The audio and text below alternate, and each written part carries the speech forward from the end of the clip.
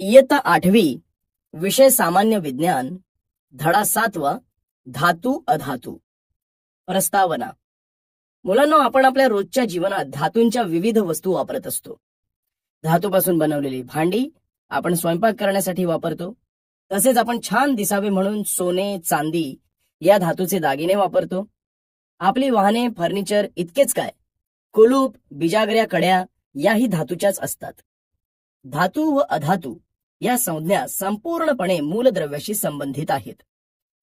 मूलद्रव्यांचे वर्गीकरण हे 3 प्रकारात केले जाते. हे तुम्ही यापूर्वी अभ्यासले आहे. तर सांगा बरं, मूलद्रव्यांचे वर्गीकरण कोणत्या 3 प्रकारात केले जाते? सर, धातू, अधातू व धातू सदृश. बरोबर. धातू, अधातू व धातू सदृश या 3 प्रकारात मूलद्रव्यांचे वर्गीकरण केले जाते. बरं, आता तुम्ही मला सांगा, दैनंदिन जीवनात आपण कोणकोणते धातू अधातू वापरतो? सर, ॲल्युमिनियम, तांबे, लोखंड, स्टेनलेस स्टील हे धातू, तर क्लोरीन, ऑक्सिजन, आयोडीन हे अधातू आपण रोजच्या जीवनात वापरतो. अगदी बरोबर. जगातील सर्व वस्तू किंवा पदार्थ हे मूलद्रव्ये, संयुगे किंवा त्यांच्या मिश्रणापासून बनलेले असतात. तर आता आपण धातू, अधातू व धातू सदृश याविषयी अधिक विस्ताराने माहिती अभ्यासणार आहोत. सर्वप्रथम आपण धातूची माहिती करून घेऊया. धातू हे उष्णता व विद्युत यांचे सुवाहक असतात व त्यांच्या चकचकीत पृष्ठभागावरून प्रकाशाचे परावर्तन होते. धातू हे तन्य असतात, म्हणजेच धातूंच्या ओढून तारा तयार करता येतात. धातू त्यांचे संयुजा इलेक्ट्रॉन गमावून धनप्रभारी आयन, धन आयन म्हणजेच केटायन निर्माण करतात. सोने, चांदी, लोखंड, तांबे, aluminium, magnesium, calcium, sodium, platinum हे धातू आहेत. आता आपण धातूंचे गुणधर्म पाहूया. धातूंचे भौतिक गुणधर्म भाग 1. धातूचे अवस्था, तेज, कठीणपणा, तन्यता, वर्धनीयता, उष्णतेचे वहन, विद्युत वहन, घनता, द्रवणांक व उत्कलनांक आणि नादमयता असे विविध गुणधर्म आहेत. तर सर्वप्रथम आपण धातूंच्या अवस्थेविषयी माहिती घेऊया. 1. अवस्था. धातू हे आपल्याला स्थायू अवस्थेतच दिसून येतात. मात्र काही धातू हे धातूच्या या अवस्थेला अपवाद आहेत. जसे गॅलियम सारखे व पाऱ्यासारखे धातू कक्ष तापमानाला द्रव अवस्थेत असतात.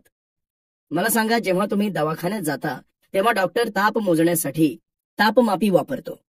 तसेच रक्तदाब मोजण्यासाठी रक्तदाब मापक वापरतो.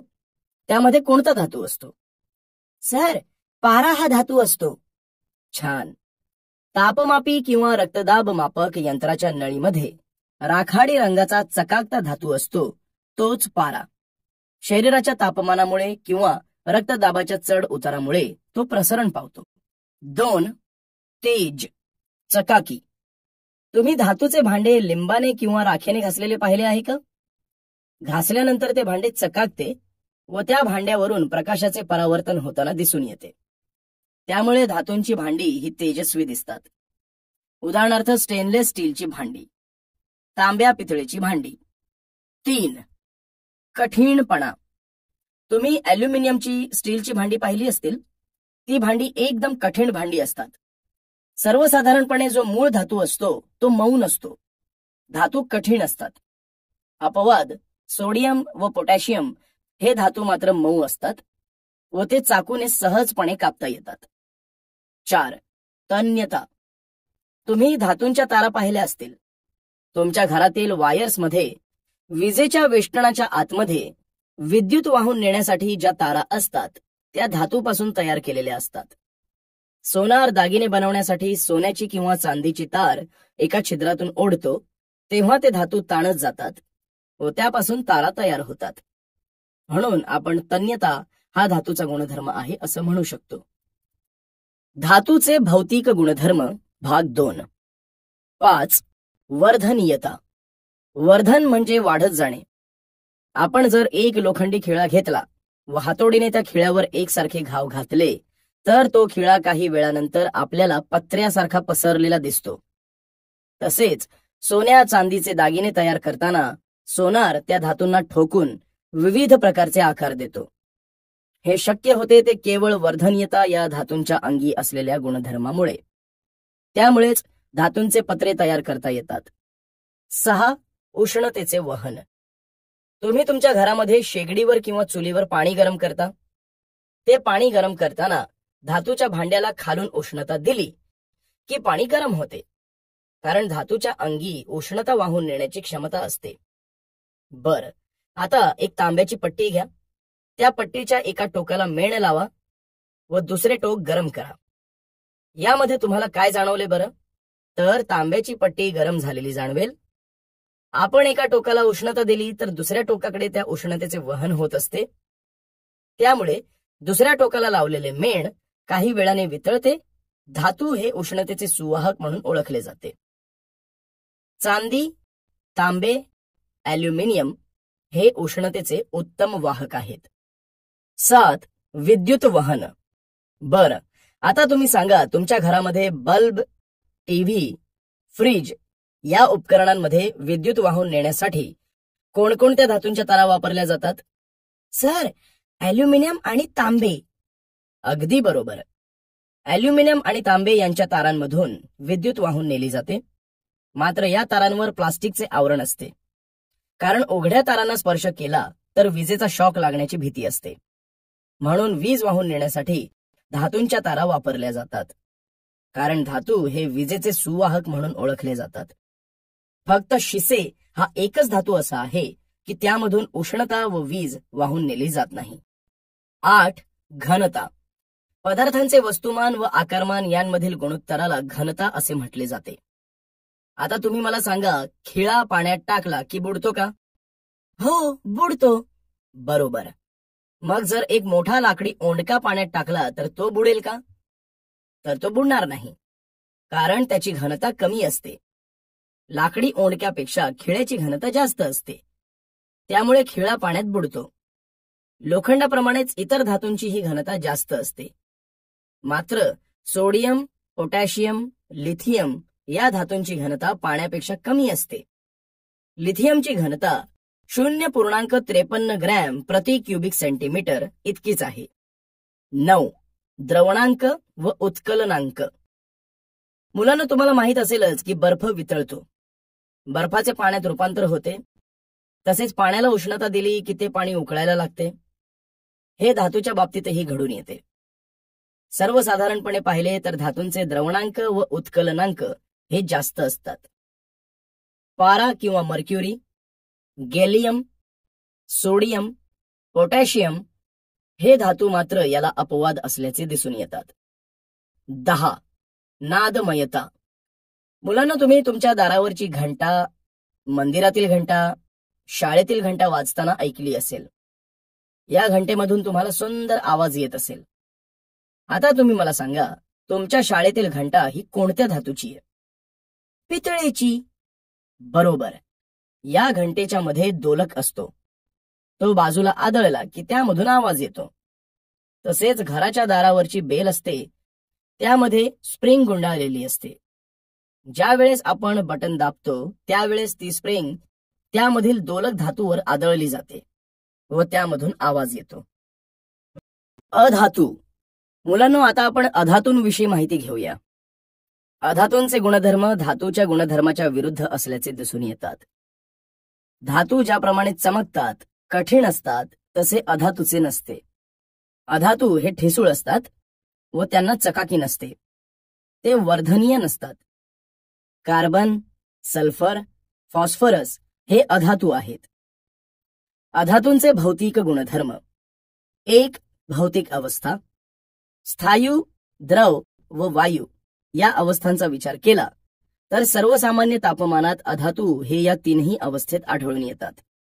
उदाहरणार्थ, स्थायू कार्बन, सल्फर, फॉस्फरस. द्रव ब्रोमीन. वायू वायू अवस्थेमध्ये हायड्रोजन, ऑक्सिजन, नायट्रोजन हे अधातू आपल्याला आढळून येतात. चकाकी. अधातूंना चकाकी नसते. म्हणजेच अधातू हे चमकत नाहीत. उदाहरणार्थ कोळसा, फॉस्फरस. मात्र हिरा अधातू या गुणधर्माला अपवाद आहे, कारण हिरा चमकतो. हिरा हे कार्बनचे अपरूप आहे. आयोडीनचे स्फटिकही या गुणधर्माला अपवाद आहेत. तेही चमकतात. काही अधातू हे रंगहीन असतात, तर काही अधातू विविध रंगात आढळून येतात. जसे कार्बन म्हणजेच कोळसा काळ्या रंगाचा असतो, हे आपल्याला माहीतच आहे. ठिसूळपणा. आता मला सांगा, कोळशावर जर आपण हातोडीने मारले तर काय होईल? सर, कोळशाचे बारीक बारीक कण तयार होतील. अगदी बरोबर, कोळशाचे तुकडे होतात. म्हणजे यावरून आपल्या लक्षात येईल की अधातू हे मऊ असतात. हिरा हे कार्बनचे अपरूप म्हणून ओळखले जाते, परंतु हिरा हा सर्वात कठीण पदार्थ आहे. म्हणून हिरा हा या गुणधर्माला अपवाद आहे. तन्यता व वर्धनीयता. अधातूची आपल्याला बारीक तार काढता येत नाही, म्हणजेच अधातूंमध्ये तन्यता हा गुणधर्म नसतो. तसेच अधातूला ठोकून त्याचा पत्रा तयार करता येत नाही, म्हणजेच अधातू हे वर्धनीय नसतात. उष्णता व विद्युत वहन. अधातूंमधून उष्णता वाहून नेली जात नाही, तसेच विद्युतही वाहून नेता येत नाही. म्हणून अधातूला उष्णता व विजेचे दुर्वाहक म्हणून ओळखले जाते. मात्र ग्रेफाइट हा अधातू याला अपवाद आहे. ग्रेफाइट हे विजेचे सुवाहक आहे. घनता. अधातूची घनता ही खूपच कमी असते. द्रवणांक व उत्कलनांक. अधातूचे द्रवणांक व उत्कलनांक खूपच कमी असतात. मात्र कार्बन, बोरॉन हे स्थायू स्थितीतील अधातू या गोष्टीला अपवाद आहेत. हे अधातू उच्च तापमानालाच वितळतात. अधातूंचे गुणधर्म असे असतात. धातू सदृश. मुलांनो, आता आपण धातू सदृश मूलद्रव्यांविषयी माहिती अभ्यासूया.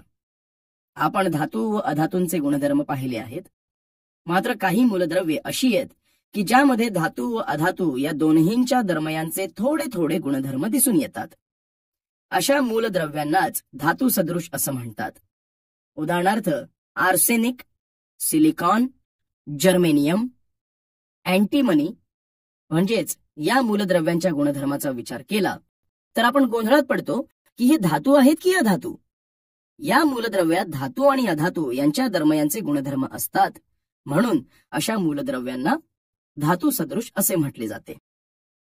धातूंचे रासायनिक गुणधर्म. मुलांनो, आता आपण धातूंचे रासायनिक गुणधर्म पाहूया. इलेक्ट्रॉन संरूपण. मूलद्रव्यांचे रासायनिक गुणधर्म हे इलेक्ट्रॉन संरूपणावर अवलंबून असतात. त्यामुळेच ठराविक अंतराने त्या गुणधर्माची पुनरावृत्ती झाल्याचे दिसून येते. इलेक्ट्रॉन संरूपण हे मूलद्रव्याच्या रासायनिक वर्तनाचा आधार असतो. बहुसंख्य धातूंच्या अणूच्या बाह्यतम कवचातील इलेक्ट्रॉनची संख्या ही कमी असते, म्हणजेच 3 पर्यंत असते. हे आता आपण तक्त्यावरून पाहू. मूलद्रव्य 11Na सोडियम, अणुअंक 11, इलेक्ट्रॉन संरूपण 281. मूलद्रव्य 12Mg मॅग्नेशियम, अणुअंक 12, इलेक्ट्रॉन संरूपण 282. मूलद्रव्य 13Al ॲल्युमिनियम, अणुअंक 13, इलेक्ट्रॉन संरूपण 283.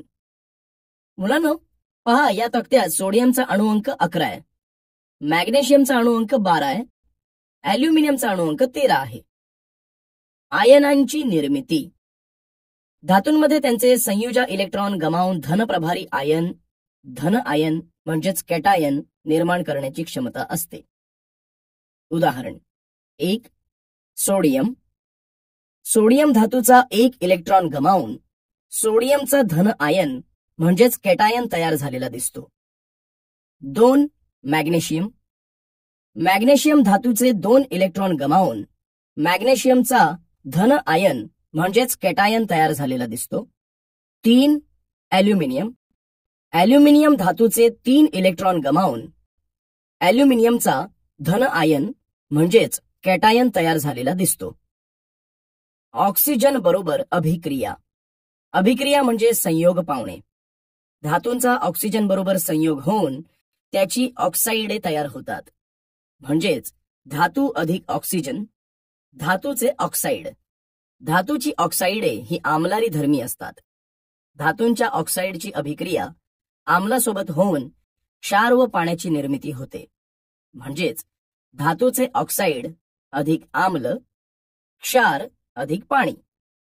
आम्लाबरोबर अभिक्रिया. सर्वप्रथम एक परीक्षा नळी घेऊन त्यात विरल हायड्रोक्लोरिक आम्ल घ्या. जस्ताची पूड म्हणजेच भुकटी त्या आम्लात टाका. त्यानंतर नळीच्या तोंडापाशी जळती काडी न्या. जळती काडी नेल्यानंतर काय घडले ते सांगा बरं. सर, आवाज आल्याचे जाणवले. बरोबर, म्हणजेच परीक्षा नळीतून हायड्रोजन वायू बाहेर पडतो. यावरून आपल्या लक्षात येते की अभिक्रिया होऊन धातूंचे क्षार तयार होतात व हायड्रोजन वायू बाहेर पडतो.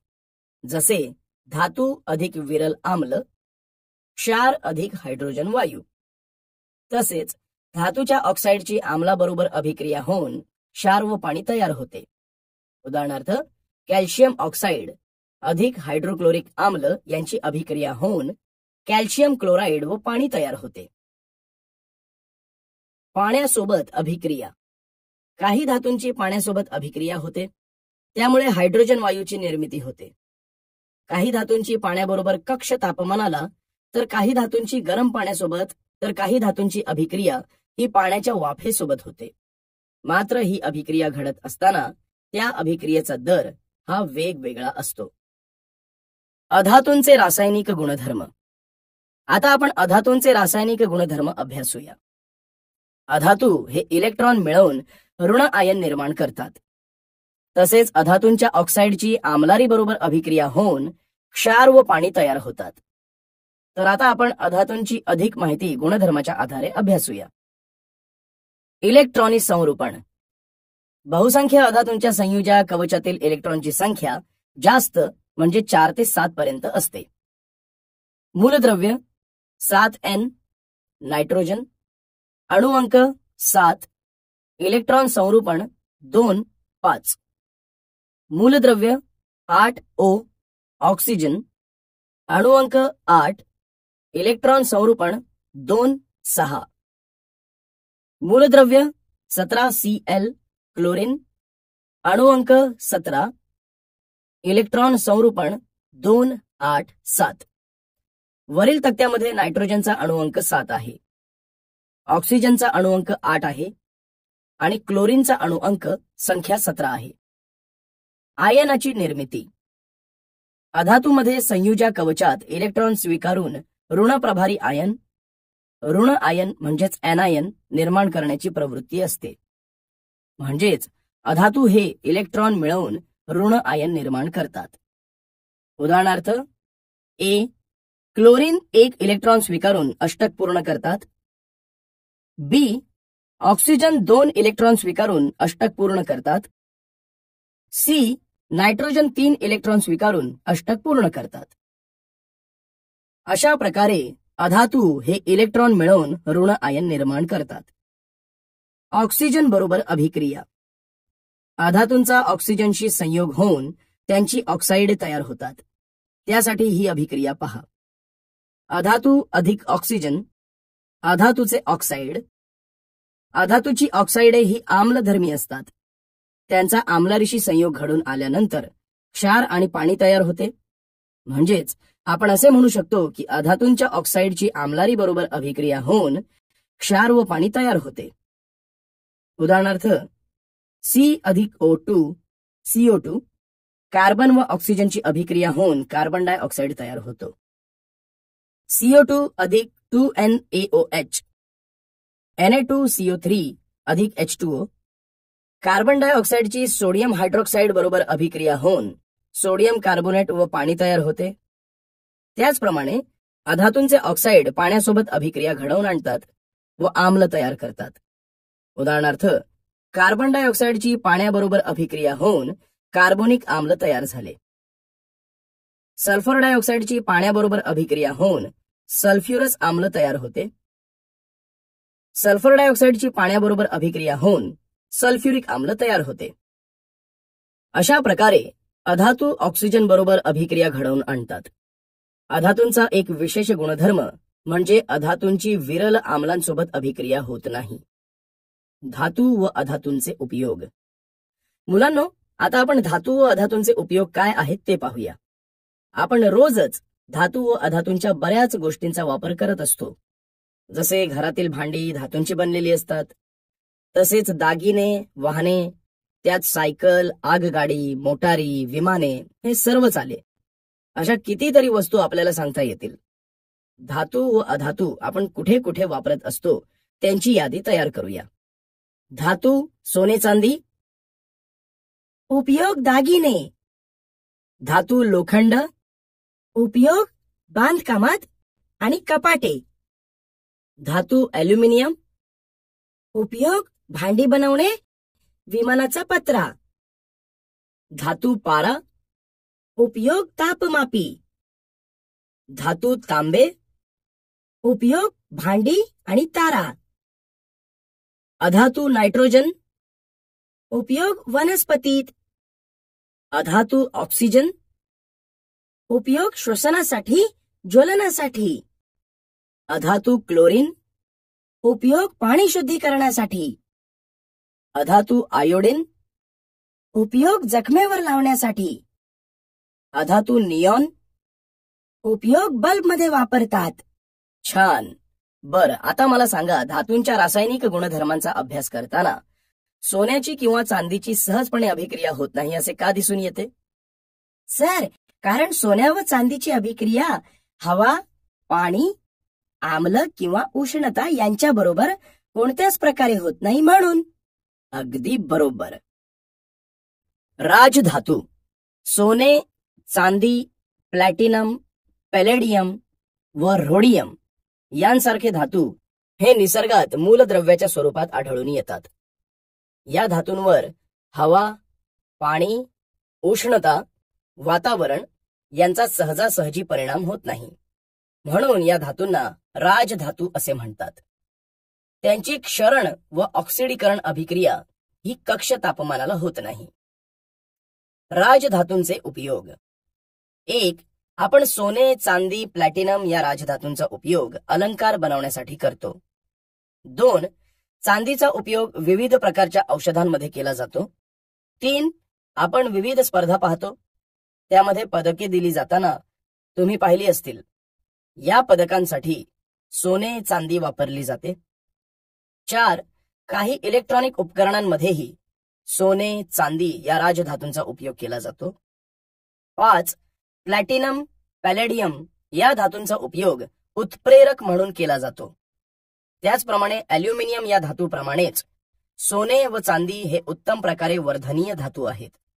सोन्याचे 1/10,000 मिलीमीटर जाडीचे पातळ पत्रे तयार करता येतात व 1/5000 मिलीमीटर व्यासाची तारही बनवता येते.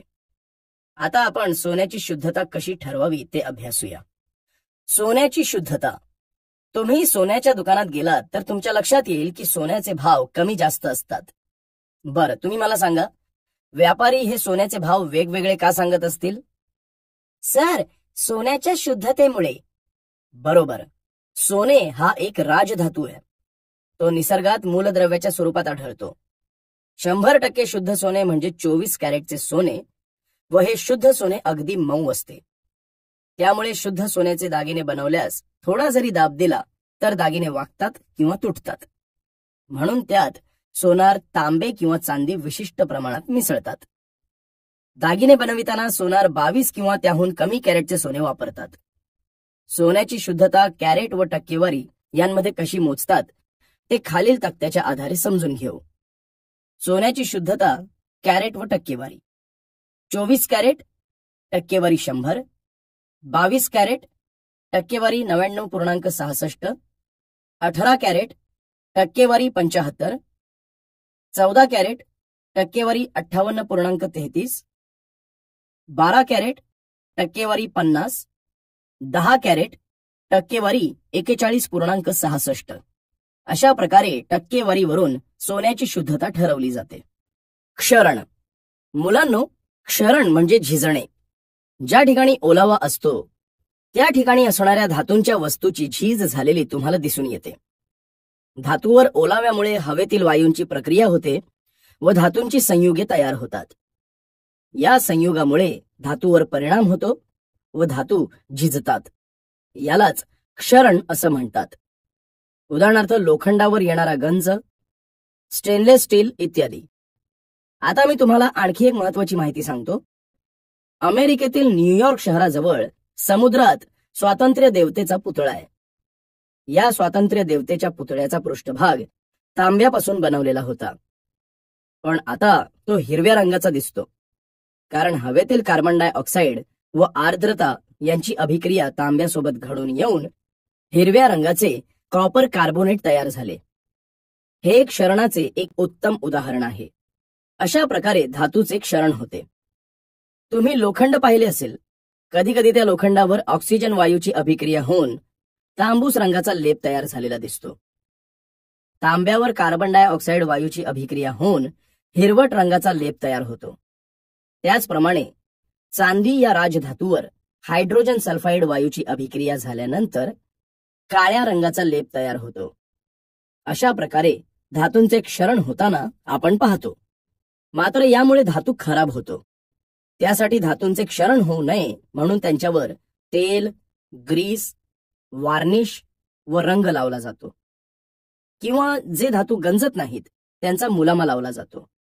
उदाहरणार्थ लोखंडावर जस्ताचा मुलामा दिला तर लोखंडाचे क्षरण म्हणजेच झीज थांबवता येते. अशा प्रकारे धातूंचा हवेशी संपर्क तुटल्यामुळे व रासायनिक अभिक्रिया घडू न शकल्यामुळे धातूंचे क्षरण होत नाही व धातू जास्त काळ टिकून राहतात. संमिश्रे. मिश्रण म्हणजे एकमेकात मिसळणे.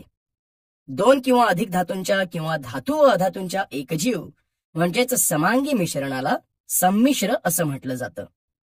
ज्याप्रमाणे आपल्याला गरज वाटेल त्यानुसार घटक मूलद्रव्ये विविध प्रमाणात मिसळून विविध संमिश्रे तयार करता येतात. उदाहरणार्थ, एक घरातील स्टेनलेस स्टीलची भांडी तुम्ही पाहता. ती बनवताना लोखंड व कार्बन, क्रोमियम, निकेल यांपासून बनलेले संमिश्र वापरलेले असते.